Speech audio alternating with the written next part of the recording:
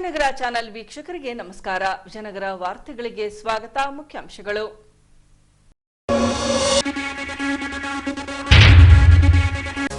ನಾಗರಿಕ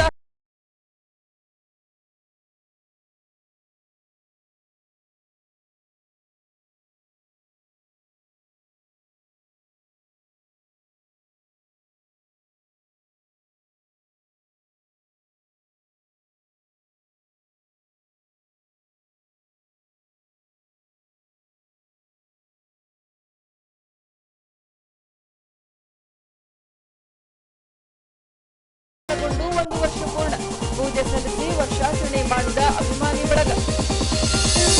ಈಗ ವಾರ್ತೆಗಳ ವಿವರ. ಹೊಸಪೇಟೆಯ ನಾಗರಿಕ ಹಿತರಕ್ಷಣಾ ಸೇವಾ ಸಂಘದಿಂದ ಪ್ರತಿ ವರ್ಷ ಉಚಿತ ಸಾಮೂಹಿಕ ವಿವಾಹ ನಡೆಸಿಕೊಂಡು ಬರುವುದರ ಜೊತೆಗೆ ಸಾರ್ವಜನಿಕ ವಲಯದಲ್ಲಿ ಸಸಿಗಳನ್ನು ನೆಟ್ಟು ಪರಿಸರ ಸಂರಕ್ಷಣೆ ಕುರಿತಾಗಿ ಜಾಗೃತಿ ಮೂಡಿಸಿಕೊಂಡು ಬರಲಾಗುತ್ತಿದೆ. ಹೀಗೆ ವಿಶ್ವ ಪರಿಸರ ದಿನಾಚರಣೆಯ ನಿಮಿತ್ತ ಸಾರ್ವಜನಿಕರಿಗೆ ಸಸಿಗಳನ್ನು ವಿತರಿಸಲಾಗಿದೆ. ಹೀಗೆ ಜೆಎಸ್ಡಬ್ಲ್ಯೂ ಕೇಂದ್ರ ಬಸ್ ನಿಲ್ದಾಣದ ಬಳಿ ಆಗಮಿಸಿದ ಕಾಸಟ್ಟಿ ಉಮಾಪತಿ ಸಾರಥ್ಯದ ನಾಗರಿಕ ಹಿತರಕ್ಷಣಾ ಸೇವಾ ಸಂಘವು ಸಾರ್ವಜನಿಕರಿಗೆ ಸಸಿಗಳನ್ನು ವಿತರಿಸುವ ಮೂಲಕ ಪರಿಸರ ದಿನಾಚರಣೆ ಆಚರಿಸುವುದರ ಜೊತೆಗೆ ಪರಿಸರ ಸಂರಕ್ಷಣೆ ಕುರಿತಾಗಿ ಜಾಗೃತಿ ಮೂಡಿಸಿದರು. ಪರಿಸರ ದಿನಾಚರಣೆ ಶುಭಾಶಯಗಳು ಎಲ್ಲರಿಗೂ.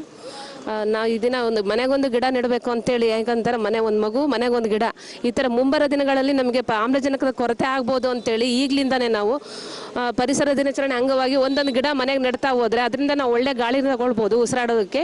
ಮುಂದೆ ಯಾವುದೇ ರೀತಿ ಆಮ್ಲಜನಕದ ಕೊರತೆ ಆಗದಾಗೆ ನಾವು ಮುಂದೆ ಜನತೆ ಎಲ್ಲ ಚೆನ್ನಾಗಿ ಇಟ್ಕೊಂಡು ಹೋಗ್ಬೋದು ಅನ್ನೋದನ್ನ ಹೇಳ್ತಾ ನಾನು ಹೇಳೋದಕ್ಕೆ ಇಷ್ಟಪಡ್ತಾ ಇದ್ದೀನಿ. ಇನ್ನು ಕಳೆದ 22 ವರ್ಷಗಳಿಂದ 1,75,000 ಸಸಿಗಳನ್ನು ಈವರೆಗೂ ಸಾರ್ವಜನಿಕರಿಗೆ ವಿತರಣೆ ಮಾಡಿಕೊಂಡು ಬರುವುದರ ಜೊತೆಗೆ ಸಸಿ ನೆಡುವ ಕಾರ್ಯಕ್ರಮ ಮಾಡಿಕೊಂಡು ಬರಲಾಗುತ್ತಿದೆ. ಅದೇ ರೀತಿ ವಿಶ್ವ ಪರಿಸರ ದಿನಾಚರಣೆಯ ಸವಿನೆನಪಿನಾರ್ಥ ನಮ್ಮ ಸಂಘಕ್ಕೆ ಮಹಿಳೆಯರನ್ನ ಸೇರ್ಪಡೆಗೊಳಿಸಿ ಮಹಿಳಾ ಘಟಕವನ್ನ ರಚಿಸಲಾಗಿದೆ. ಸಾರ್ವಜನಿಕರು ಕೊಂಡೊಯ್ದಿರುವ ಸಸಿಯನ್ನ ನೆಟ್ಟು ಪೋಷಿಸಬೇಕೆಂದು ಸಂಘದ ಅಧ್ಯಕ್ಷ ಕಾಸಟ್ಟಿ ಉಮಾಪತಿರವರು ಈ ವೇಳೆ ತಿಳಿಸಿದರು. ನಮ್ಮ ನಾಗರಿಕ ಹಿತರಕ್ಷಣಾ ಸೇವಾ ಸಂಘದ ವತಿಯಿಂದ ಇವತ್ತು ವಿಶ್ವ ಪರಿಸರ ದಿನಾಚರಣೆಯ ಶುಭಾಶಯಗಳು ಎಲ್ಲ ನಾಗರಿಕ ಬಂಧುಗಳು ತಿಳಿಸುತ್ತಾ, ನಮ್ಮ ಏನು ನಾಗರಿಕ ಹಿತರಕ್ಷಣಾ ಸೇವಾ ಸಂಘ ಸುಮಾರು 22 ವರ್ಷದಿಂದ 1,75,000 ಸಸಿಗಳನ್ನ ವಿತರಣೆ ಮತ್ತು ಸಸಿ ನೆಡೋ ಕಾರ್ಯಕ್ರಮ ಇಲ್ಲಿ ನಾವು ಕಾಣ್ಬೋದು. ನಮ್ಮ ಬಸ್ ಸ್ಟ್ಯಾಂಡು ಮತ್ತು ಏನು ತಾಲೂಕು ಆಫೀಸು, ಪೊಲೀಸ್ ಸ್ಟೇಷನ್ನು, ಎಲ್ಲ ಒಂದು ಸರ್ಕಾರಿ ಸ್ಕೂಲ್ಗಳಲ್ಲಿ ಪ್ರತಿಯೊಂದು ಜಾಗದಲ್ಲಿ ಸಸಿ ನೆಡೋ ಕಾರ್ಯಕ್ರಮ ನಮ್ಮ ನಾಗರಿಕ ಹಿತರಕ್ಷಣಾ ಸೇವಾ ಸಂಘ ನಿರಂತರವಾಗಿ ನಾವು ಮಾಡ್ಕೊತ ಬರ್ತಾಯಿದ್ದೀವಿ. ಅದೇ ರೀತಿಯಾಗಿ ಹೊಸಪೇಟೆಯಲ್ಲಿ ಒಂದು ಸಂಘಟನೆಗಳು ಕೂಡ ಇವತ್ತು ನಮ್ಮ ಒಂದು ಸಂಘದಿಂದ ಸಸಿಗಳನ್ನ ತೊಗೊಂಡೋಗಿ ಇವತ್ತು ಹೋಮ್ ಗಾರ್ಡ್ಸ್ನವರು ಪ್ರತಿಯೊಂದು ಇಲಾಖೆಯವರು ಮತ್ತು ಸ್ಕೂಲ್ ಮಕ್ಕಳು ಯಾವ್ಯಾವ ಬರ್ತ್ಡೇ ವಿಶೇಷವಾಗಿ ಯಾವ್ಯಾವ ದಿನಗಳು ಹಬ್ಬ ಹರಿದಿನಗಳಲ್ಲಿ ಆ ಹಬ್ಬಕ್ಕೆ ತಕ್ಕಾಗಿ ನಾವು ಸಸಿಗಳು ವಿತರಣೆ ಮಾಡ್ತೇವೆ. ಅದೇ ರೀತಿಯಾಗಿ ತುಳಸಿ ಸಸಿ ಮತ್ತು ಬಿಲ್ಪತ್ರಿ ಬನ್ನಿ ಗಿಡಗಳು ವಿಶೇಷ ಹಬ್ಬಗಳಿಗೆ ಆ ಹಬ್ಬಕ್ಕೆ ಬೇಕಾದಂಥ ಸಸಿಗಳನ್ನ ನಾವು ನಿರಂತರವಾಗಿ ವಿತರಣೆ ಮಾಡ್ಕೊಂಬರ್ತಿದ್ವಿ. ಅದೇ ರೀತಿಯಾಗಿ ನಮ್ಮ ನಾಗರಿಕ ಹಿತರಕ್ಷಣಾ ಸೇವಾ ಸಂಘದ ಇವತ್ತು ಹೊಸದಾಗಿ ಒಂದಿಷ್ಟು ಜನನ ನಾವು ಮತ್ತೆ ನಮ್ಮ ಸಂಘಕ್ಕೆ ತೊಗೊಂಡಿದ್ದೀವಿ. ಸಂಘ ಇವತ್ತು ಮಹಿಳೆಯರದೇ ಒಂದು ಘಟಕ ಸ್ಥಾಪನೆ ಮಾಡ್ತಿದ್ವಿ. ಯಾರಾದರೂ ಮುಂದೆ ನಮ್ಮ ಸಂಘಕ್ಕೆ ಜಾಯ್ನ್ ಆಗ್ಬೇಕಂದ್ರೆ ಕೂಡ ಬಂದು ಸಂಘಕ್ಕೆ ಜಾಯ್ನ್ ಆಗಿ ಈ ಒಂದು ಕಾರ್ಯಕ್ರಮ ಇದೇ ರೀತಿಯಾಗಿ ನಿರಂತರವಾಗಿ ನಾವು ಸೇವೆ ಮಾಡಬೇಕು. ಅದಕ್ಕಾಗಿ ನಮ್ಮ ನಾಗರಿಕರು ನಮ್ಮ ಸಂಘಕ್ಕೆ ಸಪೋರ್ಟ್ ಆಗಿ ನಿಂದಿರಬೇಕು ಅಂತೇಳಿ ಈ ಮೂಲಕ ಕೇಳುತ್ತಾ, ಇವತ್ತು ಪರಿಸರ ದಿನಾಚರಣೆ ಅಷ್ಟೇ ಮಾಡೋದಲ್ಲ, ವರ್ಷದಲ್ಲಿ 365 ದಿನವೂ ನಮ್ಮ ನಾಗರಿಕ ಹಿತರಕ್ಷಣಾ ಸೇವಾ ಸಂಘ ನಾವು ಈ ಕಾರ್ಯಕ್ರಮ ನಿರಂತರ ಮಾಡ್ತೀವಿ. ಅದಕ್ಕೆ ನಮ್ಮ ನಾಗರಿಕ ಬಂಧುಗಳು ಎಲ್ಲರೂ ಸಹಕರಿಸಬೇಕು ಅಂತೇಳಿ ಈ ಮೂಲಕ ಹೇಳುತ್ತಾ, ಸಸಿಗಳನ್ನ ತಾವೇನು ತೊಗೊಂಡೋಗ್ತೀರಿ ಅವನ್ನ ತಮ್ಮ ಮಕ್ಕಳನ್ನ ಯಾವ ರೀತಿ ಬೆಳೆಸ್ತೀರಿ ಅದೇ ರೀತಿಯಾಗಿ ಮಕ್ಕಳನ್ನ ಸಸಿನ ಪಾಲನೆ ಮಾಡಬೇಕು ಅಂತೇಳಿ ಈ ಮೂಲಕ ಹೇಳುತ್ತಾ ನನ್ನೊಂದು 2 ಮಾತು.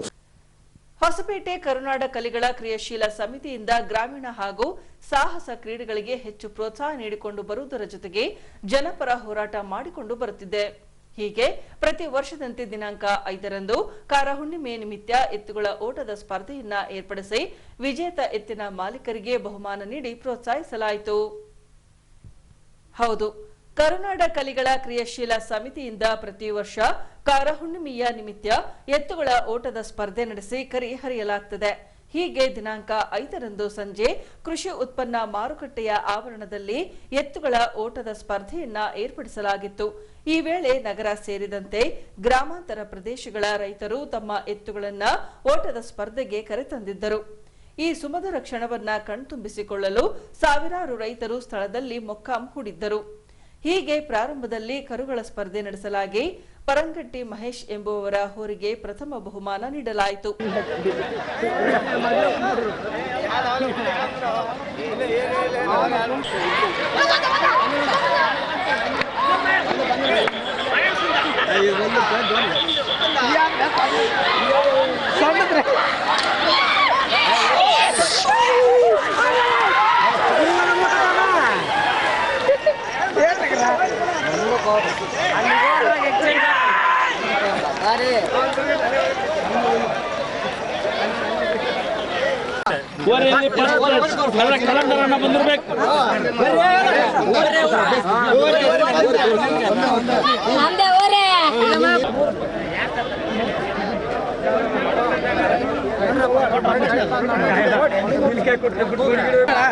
ಅದೇ ರೀತಿ ಎತ್ತುಗಳ ಓಟದ ಸ್ಪರ್ಧೆ ನಡೆಸಲಾಯಿತು.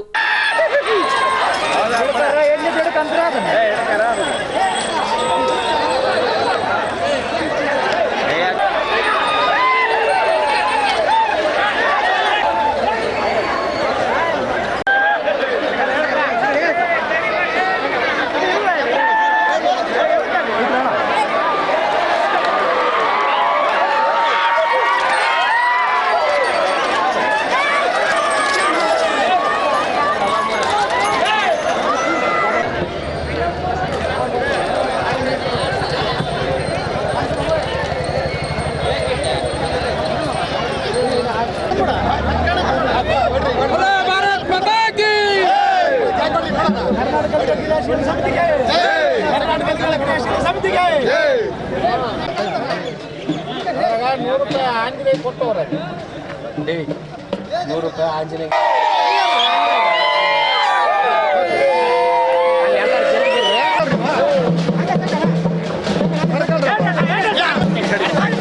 ಇದರಲ್ಲಿ ಬಾಣದಕೇರಿಯ ಬಡಿಗೆ ಕೀರ್ತಿ ಎಂಬುವವರಿಗೆ ಸೇರಿದ ಎತ್ತಿಗೆ ಪ್ರಥಮ, ಕುರುಬರ ಓಣಿಯ ಬಿಸಾಟಿ ಉದಾದಿರವರ ಎತ್ತಿಗೆ ದ್ವಿತೀಯ ಹಾಗೂ ಊರಮ್ಮ ಬೈಲು ಪ್ರದೇಶದ ಭಾಷಾರವರ ಎತ್ತಿಗೆ ತೃತೀಯ ಬಹುಮಾನ ನೀಡಿ ಪ್ರೋತ್ಸಾಹಿಸಲಾಯಿತು.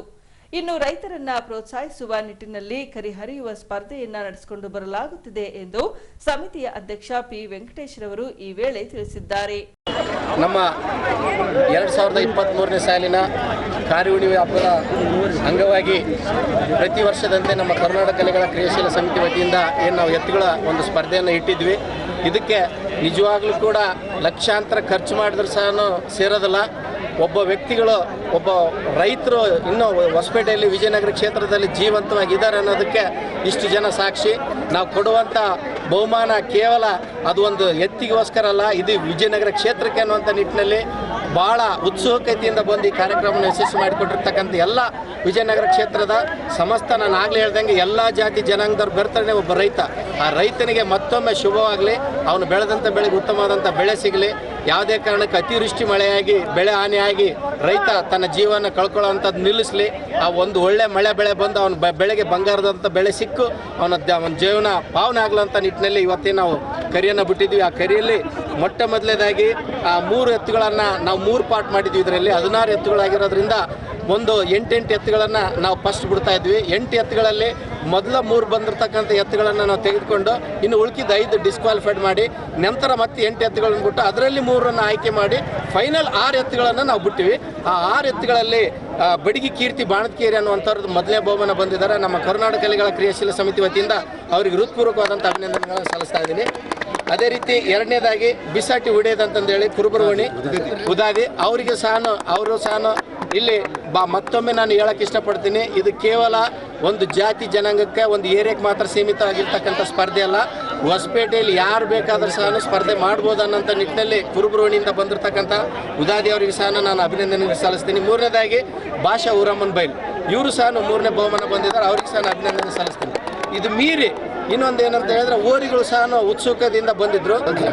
ಅವರಿಗೆ ನಾವು ಇದು ಮಾಡಿದ್ವಿ. ಪರಗಂಟಿ ಮಹೇಶ್ ಅನ್ನೋರ ಎತ್ತು ಮೊದಲನೇದಾಗಿ ಬಂದಿದೆ. ಮತ್ತು ಎಲ್ಲರಿಗೆ ಇಲ್ಲಿ ಬಂದಿರತಕ್ಕಂಥ ನಮ್ಮೆಲ್ಲ ಯಜಮಾನರ ಪರವಾಗಿ ನಮ್ಮ ಕರ್ನಾಟಕ ಕಲೆಗಳ ಕ್ರಿಯಾಶೀಲ ಸಮಿತಿಯಿಂದ ಹೃತ್ಪೂರ್ವಕವಾದಂಥ ಅಭಿನಂದನೆಗಳನ್ನು ತಲುಪಿಸುತ್ತಾ ಈಗ ಮೊದಲನೇ ಬಹುಮಾನ, 2ನೇ ಬಹುಮಾನ, 3ನೇ ಬಹುಮಾನವನ್ನು ಕೊಡ್ತೀವಿ. ದಯಮಾಡಿ ಎತ್ತಿನ ಮಾಲೀಕರು ಒಬ್ಬೊಬ್ಬರೇ ಎತ್ತುಗಳನ್ನು ತಗೊಂಬರ್ಬೇಕಂತ ನಾನು ಕೇಳ್ಕೊಳ್ತಾ ಇದ್ದೀನಿ. ಕಳೆದ ವಾರ ಒರಿಸ್ಸಾದಲ್ಲಿ ರೈಲು ಅಪಘಾತ ಸಂಭವಿಸಿ ಸುಮಾರು 300 ಜನರು ಸಾವಿಗೀಡಾಗಿದ್ದಾರೆ. ಅದೇ ರೀತಿ 1000ಕ್ಕೂ ಹೆಚ್ಚು ಪ್ರಯಾಣಿಕರು ಗಾಯಗೊಂಡಿದ್ದಾರೆ. ಹೀಗೆ ರೈಲ್ವೆ ಅಪಘಾತ ಸಂಭವಿಸಿದ ಕುರಿತಾಗಿ ತನಿಖೆ ಪ್ರಾರಂಭಿಸಲಾಗಿದೆ. ಈ ಅಂಶಕ್ಕೆ ಸಂಬಂಧಿಸಿದಂತೆ ಮಾಜಿ ಸಂಸದ ಉಗ್ರಪ್ಪನವರಿಂದ ಸ್ಥಳೀಯ ಜಿಲ್ಲಾ ಪತ್ರಿಕಾ ಭವನದಲ್ಲಿ ಸುದ್ದಿಗೋಷ್ಠಿ ಕೈಗೊಂಡು ರೈಲ್ವೆ ಅಪಘಾತದಲ್ಲಿ ಸಾವಿಗೀಡಾದ ಮೃತರ ಆತ್ಮಕ್ಕೆ ಶಾಂತಿ ಕೋರಿದರು. ಇನ್ನು ಈ ಹಿಂದೆ ರೈಲ್ವೆ ಅಪಘಾತ ಸಂಬಂಧಿಸಿದ ಹಿನ್ನೆಲೆಯಲ್ಲಿ ತಮ್ಮದೇನು ತಪ್ಪು ಇಲ್ಲದಿದ್ದರೂ ಸಚಿವ ಸ್ಥಾನಕ್ಕೆ ರಾಜೀನಾಮೆ ನೀಡಿದ್ದರು. ಹಾಗಾಗಿ ಒರಿಸ್ಸಾದಲ್ಲಿ ನಡೆದ ರೈಲ್ವೆ ಅಪಘಾತದ ಹೊಣೆ ಹೊತ್ತು ಕೇಂದ್ರ ರೈಲ್ವೆ ಸಚಿವರು ರಾಜೀನಾಮೆ ನೀಡಬೇಕೆಂದು ಸುದ್ದಿಗೋಷ್ಠಿ ಮೂಲಕ ಕೇಂದ್ರ ಸರ್ಕಾರಕ್ಕೆ ಆಗ್ರಹಿಸಿದ್ದಾರೆ. ಸರ್, ಅತ್ಯಂತ ನೋವಿನ ಘಟನೆ ಒರಿಸ್ಸಾದಲ್ಲಿ ರೈಲ್ವೆ ಆಕ್ಸಿಡೆಂಟ್ ಆಗಿದೆ. ಬಹುಶಃ ಈ ಘಟನೆಯಲ್ಲಿ ಸುಮಾರು 300 ಜನರು ಸಾವನ್ನಪ್ಪಿದ್ದಾರೆ. ಹತ್ತತ್ರ 300 ಜನ. 1000ಕ್ಕೂ ಹೆಚ್ಚು ಜನ ಗಾಯಾಳುಗಳಾಗಿದ್ದಾರೆ. ಇಂಥ ಘಟನೆ ನಡೀಬಾರ್ದಾಗಿತ್ತು. ಆದರೆ ಈ ಘಟನೆ ನಡೆದಿರುವಂಥ ಹಿನ್ನೆಲೆಯಲ್ಲಿ ಈ ಸಾವನ್ನಪ್ಪಿರ್ತಕ್ಕಂಥವರನ್ನು ಮತ್ತೆ ಮರಳಿ ಪಡೀಲಿಕ್ಕೆ ಸಾಧ್ಯತೆ ಇಲ್ಲ. ಹಾಗಾಗಿ ನಾನು ಈ ಮೂಲಕ ಸಾವನ್ನಪ್ಪಿರುವಂಥ ನನ್ನ ಸಹೋದರರು ಮಕ್ಕಳು ಯಾರೆಲ್ಲ ಇದ್ದಾರೆ ಅವರ ಆತ್ಮಗಳಿಗೆ ಚಿರಶಾಂತಿಯನ್ನು ಪರಮಾತ್ಮ ನೀಡಲಿ ಅಂತೇಳಿ ದೇವರಲ್ಲಿ ಪ್ರಾರ್ಥಿಸ್ತೇನೆ. ಹಾಗೆ ಯಾರು ಈ ದುಃಖವನ್ನು ಆ ಕುಟುಂಬದವರು ಇವರು ಅಗಲಿರ್ತಕ್ಕಂಥ ದುಃಖವನ್ನು ಸಹಿಸ್ತಕ್ಕಂಥ ಶಕ್ತಿನೂ ಸಹ ಆ ಕುಟುಂಬದವರಿಗೆ ಪರಮಾತ್ಮ ನೀಡಲಿ ಅಂತೇಳಿ ಆಶಿಸ್ತಾರೆ. ಇನ್ನು ಎರಡನೇದು, ಇನ್ಫ್ಯಾಕ್ಟ್ ಸಂವಿಧಾನದ ಆರ್ಟಿಕಲ್ 21 ಪ್ರಕಾರ right to life and liberty is a fundamental right. ಅದರ ರಕ್ಷಣೆ ಮಾಡ್ತಕ್ಕಂಥದ್ದು ಆಯಾ ಸರ್ಕಾರಗಳು. ಬಹುಶಃ ಇವತ್ತು ಇಷ್ಟು ಜನ ಸಾವನ್ನಪ್ಪಿರ್ತಕ್ಕಂಥದಕ್ಕೆ ಎಲ್ಲೋ ಒಂದು ಕಡೆ ಲೋಪ ಆಗಿದೆ. ಆ ಇಲಾಖೆಯ ಲೋಪ ಇರ್ಬೋದು, ಅದಕ್ಕೆ ಸಂಬಂಧಪಟ್ಟಂಥವರ ಲೋಪ ಇರ್ಬೋದು. ಈ ರೀತಿಯ ಘಟನೆಗಳಾದಂಥ ಸಂದರ್ಭದಲ್ಲಿ ಸಂಬಂಧಪಟ್ಟಂಥವರು ನೈತಿಕ ಹೊಣೆಯನ್ನು ಹೊತ್ತು, ಉದಾಹರಣೆಗೆ ಲಾಲ್ ಬಹದ್ದೂರ್ ಶಾಸ್ತ್ರಿ ಅವರು ರೈಲ್ವೆ ಮಿನಿಸ್ಟರ್ ಆಗಿದ್ದಂಥ ಸಂದರ್ಭದಲ್ಲಿ ಅವ್ರದ್ದು ಏನೇ ತಪ್ಪಿಲ್ದ ಇದ್ರೂ ಸಹ ಆ ರೈಲ್ವೆ ಆಕ್ಸಿಡೆಂಟಿನ ನೈತಿಕ ಹೊಣೆಯನ್ನು ಹೊತ್ತು ರಾಜೀನಾಮೆ ಕೊಟ್ಟಿರ್ತಕ್ಕಂಥದ್ದಿದೆ. ನಿತೀಶ್ ಕುಮಾರ್ ಅವರು ಕೊಟ್ಟಿರ್ತಕ್ಕಂಥದ್ದಿದೆ. ಮಮತಾ ಬ್ಯಾನರ್ಜಿ ಕೊಟ್ಟಿರ್ತಕ್ಕಂಥದ್ದಿದೆ. ಸೊ ಹಾಗಾಗಿ ನಾನು ಇಷ್ಟೇ ಒಂದು ಸ್ಪಷ್ಟ ಸಂದೇಶ ಹೋಗಬೇಕು ಅನ್ನೋ ಆಗಿದ್ರೆ ಇದರ ನೈತಿಕ ಹೊಣೆಯನ್ನು ಕೇಂದ್ರ ಸರ್ಕಾರ ಹೊರಬೇಕಾಗತ್ತೆ. ಕೇಂದ್ರ ಸರ್ಕಾರದ ರೈಲ್ವೆ ಮಂತ್ರಿಗಳು ಯಾರಿದ್ದಾರೆ ಅವರು ಕೂಡಲೇ ರಾಜೀನಾಮೆಯನ್ನು ಕೊಡಬೇಕು ಅಂತೇಳಿ ಆಗ್ರಹಿಸ್ತಾರೆ. ಹೊಸಪೇಟೆ ನಗರದ ಹೃದಯ ಭಾಗದಲ್ಲಿ ಡಾಕ್ಟರ್ ಪುನೀತ್ ರಾಜ್ಕುಮಾರ್ ಅವರ ಪುತ್ಥಳಿಯನ್ನ ಸ್ಥಾಪಿಸಿ 1 ವರ್ಷ ಪೂರ್ಣಗೊಂಡಿದೆ. ಈ ಭಾಗವಾಗಿ ಅಪ್ಪು ಅಭಿಮಾನಿ ಬಳಗದಿಂದ ಪುತ್ಥಳಿಗೆ ಪೂಜೆ ಸಲ್ಲಿಸಿ ಪುತ್ಥಳಿಯ ಪ್ರಥಮ ವರ್ಷವನ್ನ ಸರಳವಾಗಿ ಆಚರಿಸಲಾಗಿದೆ.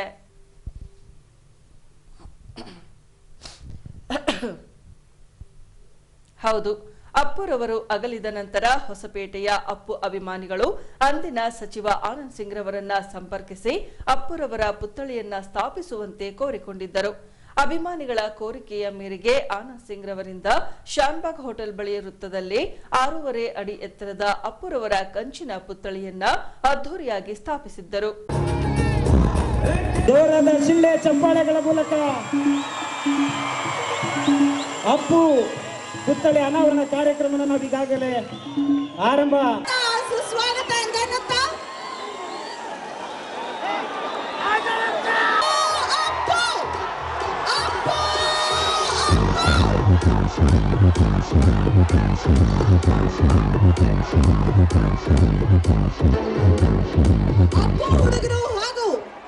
ಅಪ್ಪು ಹುಡುಗರು ಹಾಗೂ ಡಾಕ್ಟರ್ ಪುನೀತ್ ರಾಜ್ಕುಮಾರ್ ಅಭಿಮಾನಿಗಳ ಸಂಘ ಹೊಸಪೇಟೆ ವತಿಯಿಂದ ಆಯೋಜಿಸಲಾಗಿರುವಂತಹ ಸಿದ್ಧಾರ್ಥ್ ಸಿಂಗ್ ಅವರ ನೇತೃತ್ವದಲ್ಲಿ ಅದ್ದೂರಿ ಕಾರ್ಯಕ್ರಮ ಯುವರತ್ನ ಕರುನಾಡ ಕಣ್ಮಣಿ ಕರ್ನಾಟಕ ರತ್ನ ಅಮರ ಶ್ರೀ ಡಾಕ್ಟರ್ ಪುನೀತ್ ರಾಜ್ಕುಮಾರ್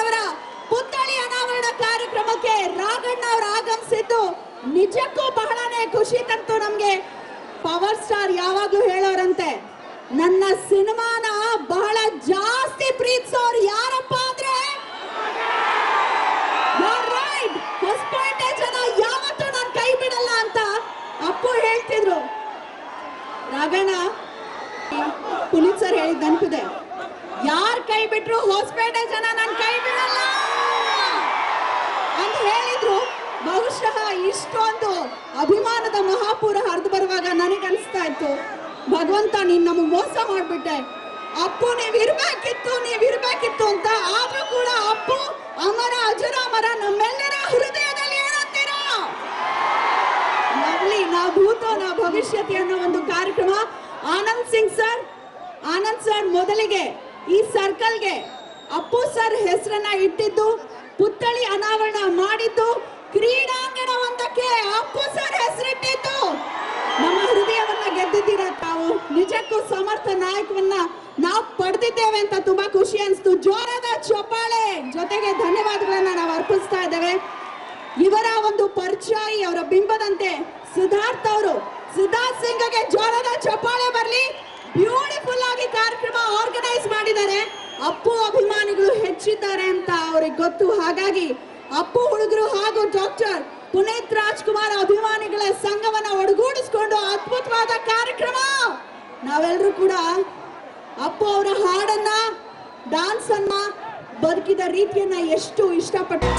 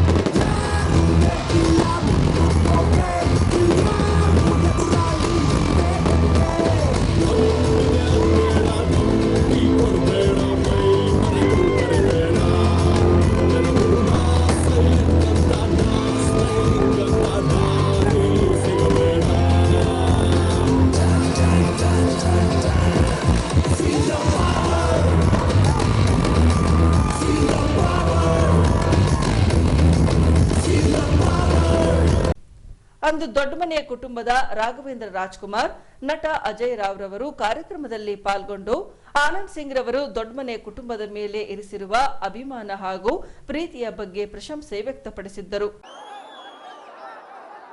ಬೆಂಗಳೂರಿಂದ ಹೊರಗಡೆ ಬರ್ತಿರೋ ಮೊದಲನೇ ಕಾರ್ಯಕ್ರಮ ಇದು. ಅಪ್ಪು ಹೇಳಿದ್ರು ಹಾಸ್ಪಿಟಲ್ ಜನ ನನ್ನನ್ನು ಕೈ ಬಿಡಲ್ಲ ಅಂತ. ನಾವು ಹಾಸ್ಪಿಟಲ್ ಜನ ಬಿಡೋದು, ನಿಮ್ಮನ್ನು ಬಿಡಲ್ಲ ನಾವು.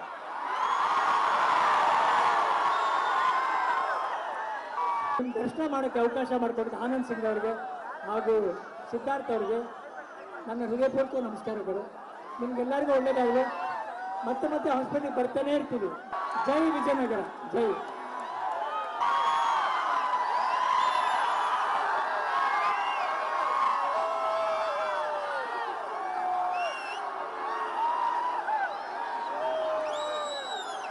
ಒಂದು ನಿಮಿಷ ಸ್ವಲ್ಪ ಮನೆ ದೇವರಿಗೆ ಡಾಕ್ಟರ್ ರಾಜ್ಕುಮಾರ್ ಮನೆತನದ ಮನೆ ದೇವರಿಗೆ ಅಂದರೆ ನೀವೆಲ್ಲ ಅಭಿಮಾನಿ ದೇವರುಗಳಿಗೆ ನನ್ನ ನಮಸ್ಕಾರಗಳು.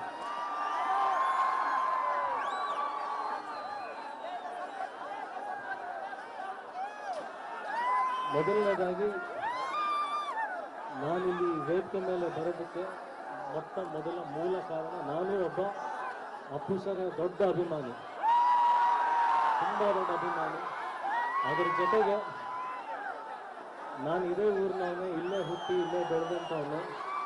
ಇವತ್ತು ನಮ್ಮ ಊರಲ್ಲಿ ಅಪ್ಪು ಸರ್ ಪ್ರತಿಮೆ ಅನಾವರಣ ಆಗ್ತಾ ಇರೋದು ರಾಜ್ಕುಮಾರ್ ಮನೆತನದಿಂದ. ಇವತ್ತು ರಾಘಣ್ಣ, ಮಂಗಳಮ್ಮ ಇಲ್ಲಿ ಬರ್ತಾ ಇದ್ದಾರೆ ಅಂದರೆ ನಿಮ್ಮೆಲ್ಲರ ಪರವಾಗಿ ನಾನಿಲ್ಲಿ ಒಬ್ಬ ನಾಗರಿಕನಾಗಿ ಒಂದು ಸ್ವಾಗತ ಕೋರೋದಕ್ಕೆ, ಆ ಕರ್ತವ್ಯಗೋಸ್ಕರ ನಾನು ಇಲ್ಲಿ ಬಂದಿದ್ದೀನಿ. ರಾಘಣ್ಣ, ನಿಮಗಿಲ್ಲಿ ಸ್ವಾಗತ, ಮಂಗಳಮ್ಮ ಸ್ವಾಗತ. ತುಂಬ ಖುಷಿ ಆಗ್ತದೆ ನೀವು ನಮ್ಮ ಊರಿಗೆ ಬಂದಿರೋದು. ಎಲ್ಲರೂ ಹೇಳಿದಾಗೆ ಅಪ್ಪು ಸರ್ ಎಲ್ಲೂ ಹೋಗಿಲ್ಲ, ನಮ್ಮೆಲ್ಲರಲ್ಲೂ ಇದ್ದಾರೆ, ಪ್ರತಿಯೊಂದು ಮನಸ್ಸಲ್ಲಿ. ಆಮೇಲೆ ರಾಘಣ್ಣ ಬಂದಿದ್ದಾರೆ ಅಂದರೆ ಸಾಕ್ಷಾತ್ ಅಪ್ಪು ಸರೇ ಬಂದಿರೋ ಥರ ನನಗೆ ಭಾವನೆ ಅದು. ಯಾಕಂದರೆ ಅಷ್ಟು ಪ್ರೀತಿಸ್ತಾ ಇದ್ರು ರಾಘಣ್ಣ, ನನ್ನ ಸ್ವಂತ ತಂದೆ ಥರ. ಪ್ರತಿದಿನ ಅವ್ರ ಆಶೀರ್ವಾದ ಪಡ್ಕೊಂಡು ಹೋಗ್ತಾ ಇದ್ರು, ಈ ವಿಚಾರ ನನಗೆ ಗೊತ್ತಿದೆ. ಸೊ ಹಾಗಾಗಿ ನಿಮ್ಮೆಲ್ಲರ ಪರವಾಗಿ ಅವರಿಗೆ ಸ್ವಾಗತವನ್ನು ಕೋರ್ತಾ ಇದ್ದೀನಿ. ಅದ್ಭುತ ಇದು. ನನಗೆ ಗೊತ್ತಿರೋ ಮೋಸ್ಟ್ಲಿ ಮತ್ತೆ ಯಾವತ್ತೂ ಈ ಥರದೊಂದು ಒಬ್ಬ ಅಭಿಮಾನ ಸಂಪಾದನೆ ಮಾಡೋಕ್ಕಾಗತ್ತೋ ಇಲ್ಲ ನನಗೆ ಗೊತ್ತಿಲ್ಲ ಜೀವನದಲ್ಲಿ. ಆ ಥರದೊಂದು ಅಭಿಮಾನ ಸಂಪಾದನೆ ಮಾಡಿದ್ದಾರೆ.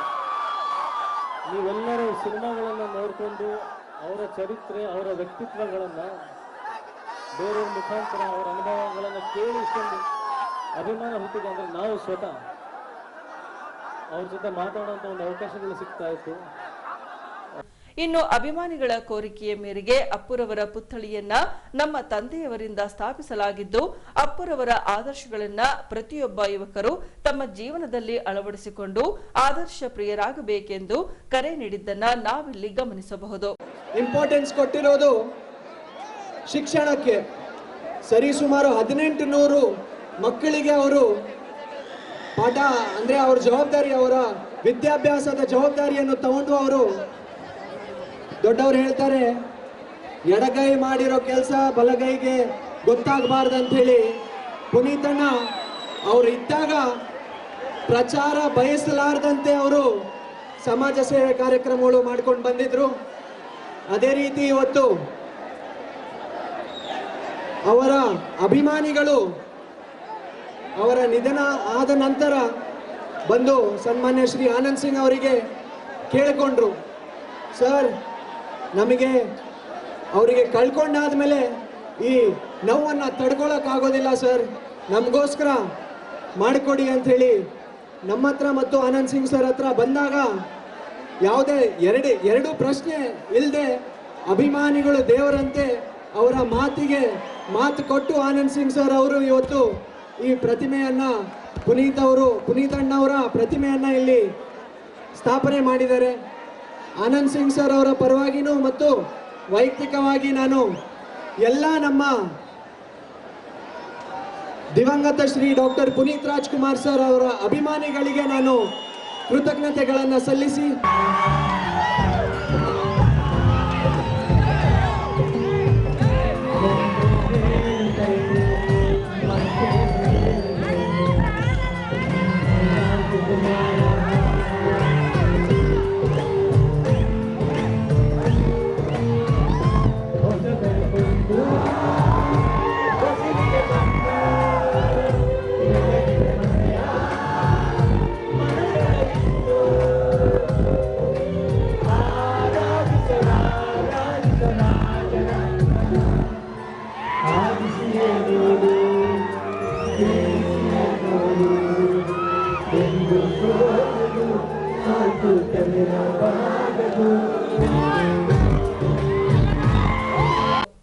ಹೀಗೆ ದಿನಾಂಕ 5ರಂದು ಸಂಜೆ ಅಪ್ಪು ಅಭಿಮಾನಿ ಬಳಗವು ಡಾಕ್ಟರ್ ಪುನೀತ್ ರಾಜ್ಕುಮಾರ್ ಅವರ ಪುತ್ಥಳಿಗೆ ಹಾರ ಹಾಕಿ ಪೂಜೆ ಸಲ್ಲಿಸುವ ಮೂಲಕ ಪುತ್ಥಳಿಯ ಪ್ರಥಮ ವರ್ಷವನ್ನ ಸರಳವಾಗಿ ಆಚರಿಸಿದರು.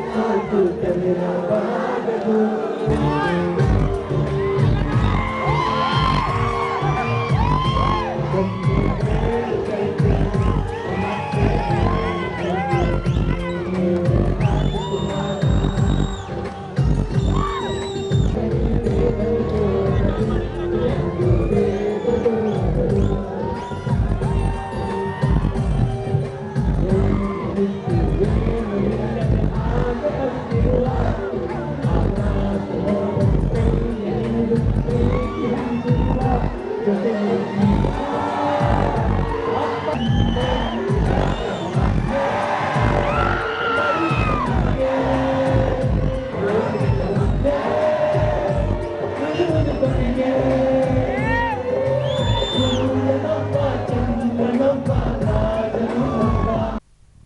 ಪೊಲೀಸ್ ಪ್ರಕಟಣೆ. ಎಷ್ಟೇ ಹಳೆಯ ಬಂಗಾರವಿರ್ಲಿ, ಪಾಲಿಶ್ ಮಾಡಿದ ಮೇಲೆ ಹೊಸದೇ ರೀತಿಯಲ್ಲಿ ಕಾಣ್ತದೆ ತಾಯಿ ನೋಡಿ.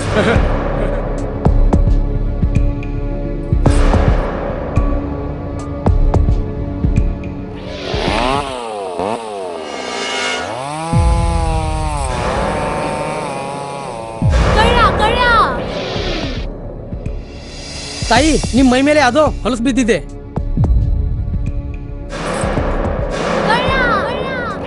ಇಲ್ಲಿ ತಾಯಿ, ನಾನು ಪೊಲೀಸ್. ಅಲ್ಲಿ ಮುಂದೆ ದಾರಿಲಿ ದೊಡ್ಡ ಗಲಾಟೆ ಆಗಿದೆ. ಮತ್ ನೀವು ಇಷ್ಟೆಲ್ಲ ಒಡವೆ ಹಾಕೊಂಡು ತಿರುಗಾಡ್ತಾ ಇದ್ದೀರಾ. ಈ ಒಡವೆಗಳನ್ನ ಈ ವಸ್ತ್ರದಲ್ಲಿ ಕಟ್ಟಿ ಪರ್ಸ್ನಲ್ಲಿ ಇಡಿ. ಹಾಕಿ ಪರ್ಸ್ನಲ್ಲಿ ಇಡೋಣ. ಅಲ್ಲೇ ಮುಂದ್ಗಡೆ ಆಗಿದೆ. ಇದು ತಗೊಳ್ಳಿ ತಾಯಿ, ನಾನು ಬರ್ತೀನಿ. ಈ ಕಡೆಯಿಂದ ಹೋಗಿ.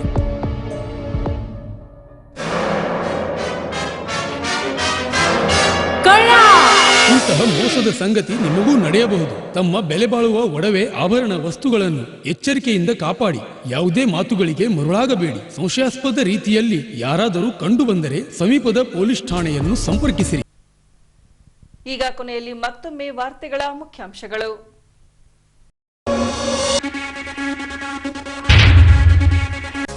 ನಾಗರಿಕ ಹಿತ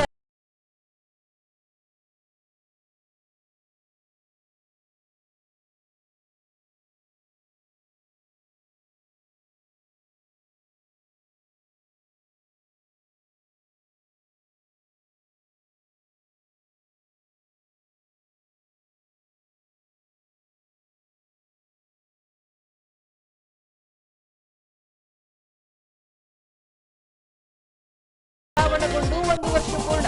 ಪೂಜೆ ಸಲ್ಲಿಸಿ ವರ್ಷಾಚರಣೆ ಮಾಡಿದ ಅಭಿಮಾನಿ ಬಳಗ. ಇಲ್ಲಿಗೆ ವಾರ್ತಾ ಪ್ರಸಾರ ಮುಕ್ತಾಯವಾಯಿತು. ವಂದನೆಗಳೊಂದಿಗೆ ನಯನ ಉಮೇಶ್.